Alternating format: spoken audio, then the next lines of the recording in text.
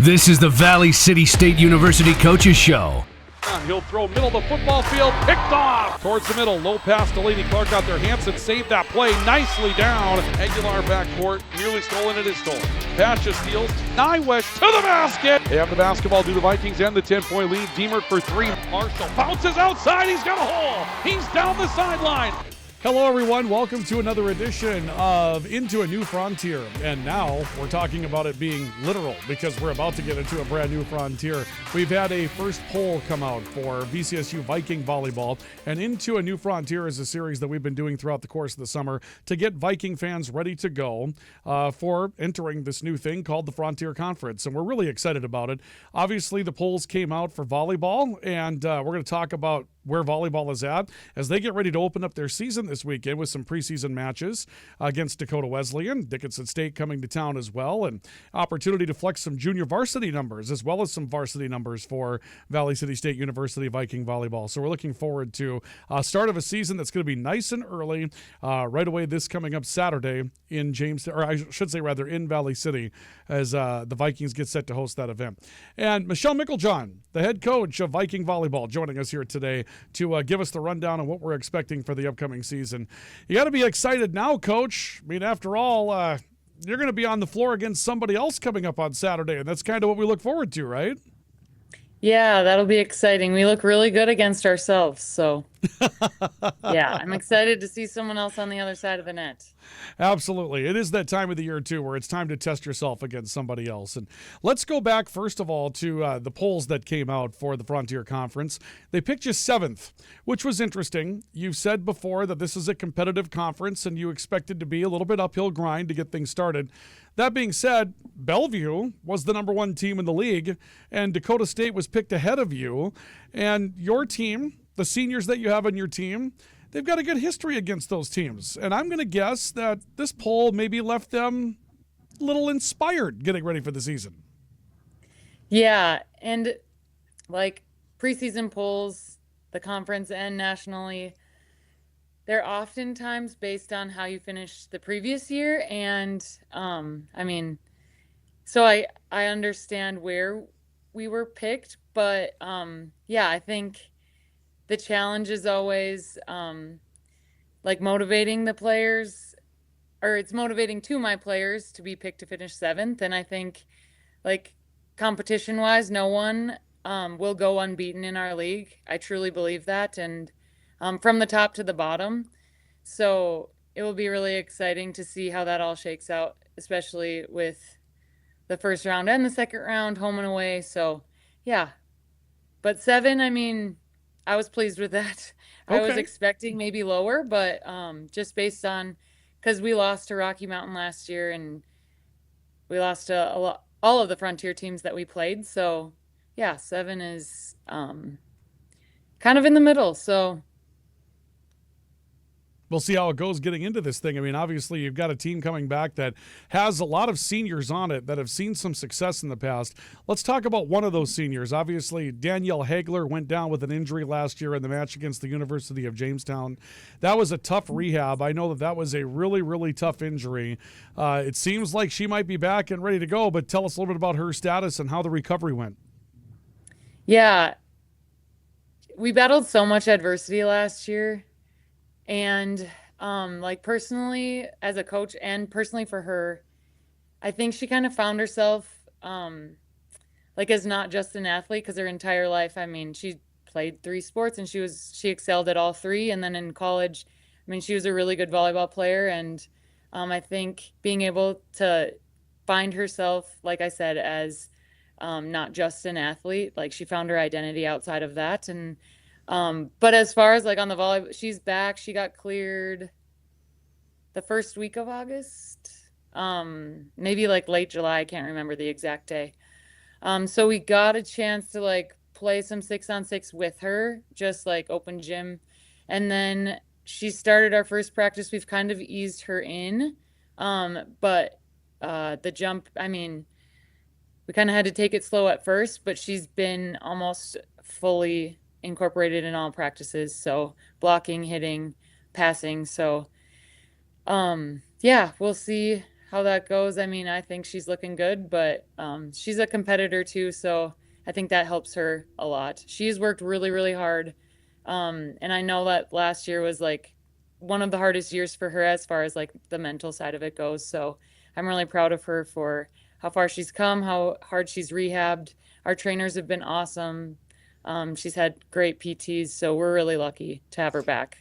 And then when we start talking about personnel from last year, obviously you've been facing the need to replace your setter all season long, or all summer long, I guess we could say. And obviously you felt like you had some tools in practice that could do that.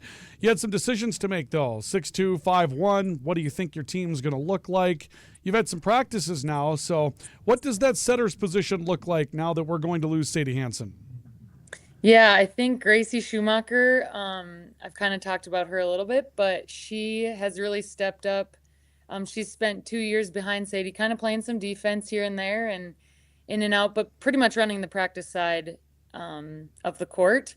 And she's done a really nice job stepping in as a leader. She's always had really good leadership, but the setting part of her game is really, and having Sadie coach her is just, has made her a lot better, and she's sees the game from a lot of different angles, and defensively she's really improved. So I'm really proud of her. She's looking really good. I have two freshmen that are, I think they're competing for that position and ready to step up. So yeah, I think it will be really exciting.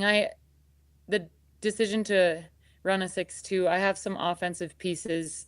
So yeah, I think I have the setting to back that up, so that's good. And that will make you a little bit more dynamic when you come down to a full-time offense coming up this year. Let's talk about some of those seniors, though. There are names on this team, and we mentioned Hagler. We're going to talk about Freegee. We're going to talk about Lucas. We're going to talk about Clark. I mean, and there's plenty of them. This is their last opportunity maybe to do this together as a unit, and they gave us so many big moments over the last few years. Do you think that they're kind of galvanized towards giving us a few more in their senior season, and kind of what's the talk about with that group as they go out there for one more ride together? Gosh, I'm getting emotional when you're talking about that. Sorry, Coach. I've said this all preseason, even all spring.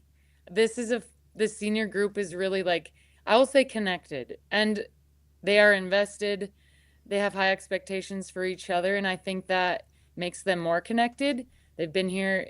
We've added a couple pieces to the puzzle, like Macy Fridgen transfer, Rosie Anderson from the basketball team. But regardless of where they came from, they are all like very connected.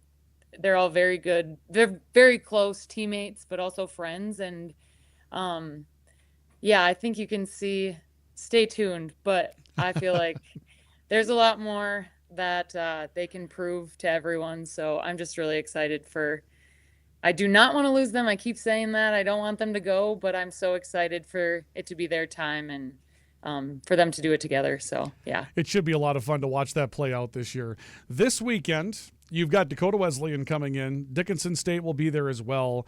Is this going to set up as a triangular? Are you both just going to play Dakota Wesleyan in scrimmages? Tell us a little bit about what this weekend has in store for your team. Yeah, they are. They're both preseason matches. I always say real games, real volleyball, not scrimmages. This is the first weekend we can play, and all three of the coaches, we are not playing Dickinson, just Dakota Wesleyan, and then Dakota Wesleyan will play Dickinson State. We are playing Dakota Wesleyan's JV, like our younger / JV. We don't have like a true JV, but I have a big group of freshmen. So it'll give them an opportunity to get some experience, not just against our starters. So that will be good for us to see the depth and things like that we have. But yeah, Dakota Wesleyan is a team. They keep the ball alive, but they're also very offensive. They were really young last year, and now she returns a lot of players as well. But I think they'll be a good competitive team. They're really well coached.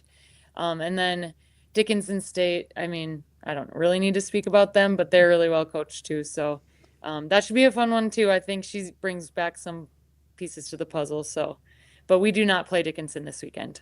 All right. Well, obviously that settles that. You'll have an opportunity to play. But when I took a look at your schedule, 13 in the country, 7 in the country, 2 teams that are receiving votes, and those are your first 5 matches of the year.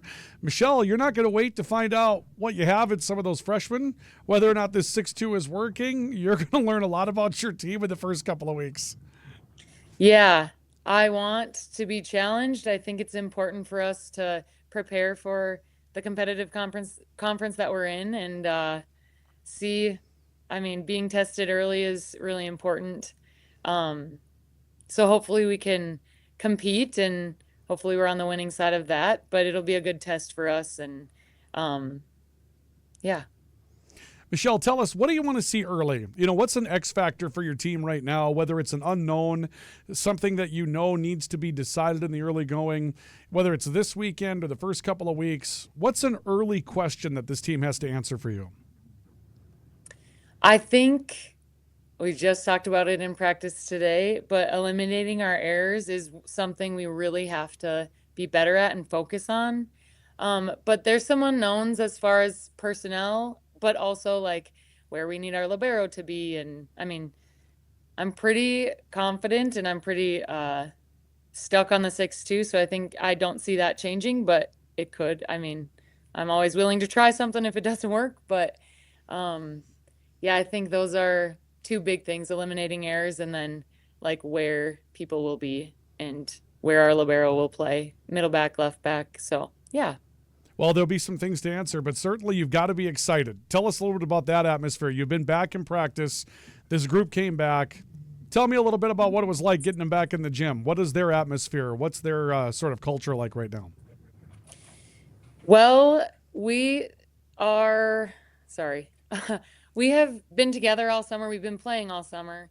And strictly like just open gym playing. So not necessarily practice, but so when we jumped on the floor first practice, I feel like we didn't really skip a beat. Obviously we have 6 freshmen, so there's a learning curve there. And, but it's always loud in the gym. They're always happy. And I mean, volleyball is super important to all of them, but they're the happiest when they're playing volleyball. So it just makes the atmosphere really fun. And I have very competitive individuals on my team. So regardless of what we're playing, it could be a card game, it could be volleyball, it could be a serving game.